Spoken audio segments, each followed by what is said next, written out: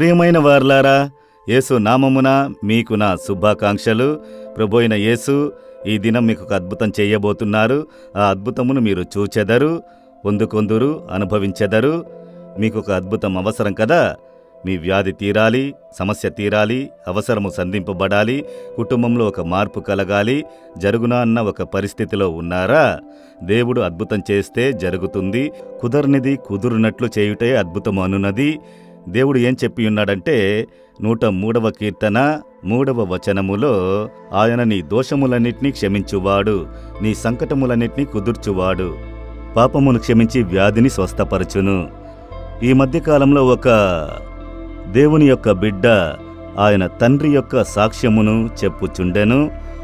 ఆయనొక హైందవ కుటుంబంలో పుట్టినవాడు, చాలా భక్తి గలవాడు. అయితే ఆయనకు ఒక క్రైస్తవ స్త్రీతో పరిస్థితులను బట్టి వివాహము జరిగినది. ఆయన భార్య ప్రార్థించెదరు, దేవుని పట్టుదలతో పట్టుకున్నవారు. కాని ఈయనకు వాటన్నిట్లో నమ్మకము లేదు. అయితే ఒకసారి ఘోర వ్యాధి ఆయన్ని తాకినది. వ్యాధి వలన బాధింపబడి మిక్కిలి కష్టపడినారు. సొంత కుటుంబస్తులు ఎంతకాలం ఇతని బాగోగులు చూడగలమని తప్పుకున్నారు. అందువల్ల తన భార్యతో కూడా ఒంటరిగా వచ్చి నివసించే పరిస్థితి.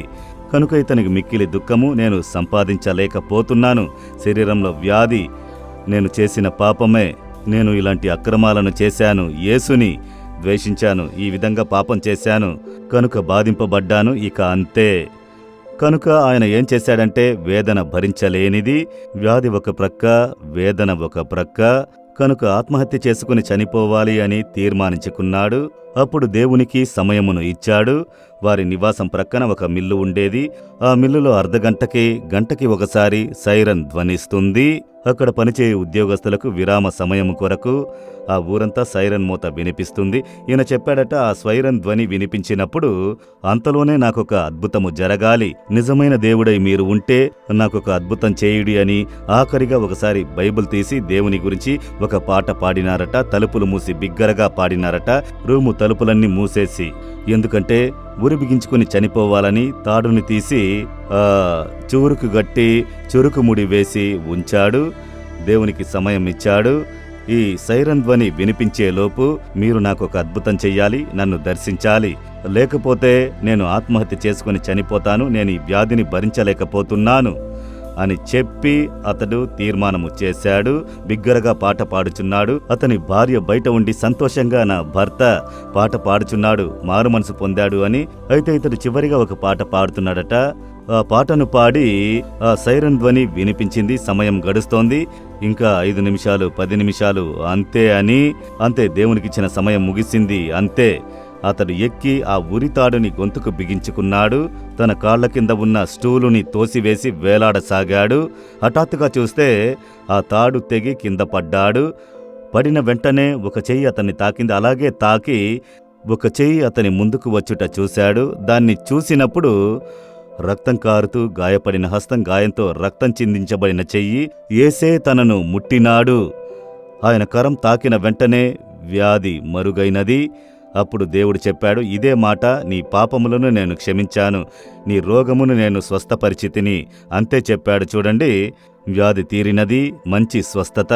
గొంతు దగ్గర ఆ తాడు బిగించుకుని వేలాడినాడు కదా, అది తెగిపడ్డాడు కదా. దేవుడు ఆ తాడుని కట్ చేసి వేశాడు అతన్ని కాపాడుటకు.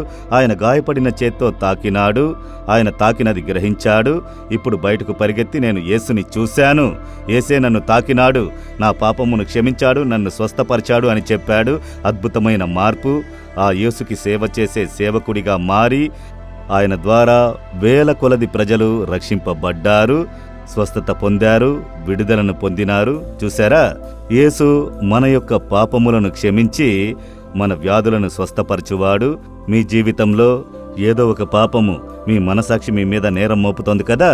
నా పాపం క్షమించబడునా, పాప క్షమాపణ కలుగునా, పాప భారం తీరునా, సమాధానం కలుగునా అని యేసు మీ పాపములను సిలువలో మోసినారు.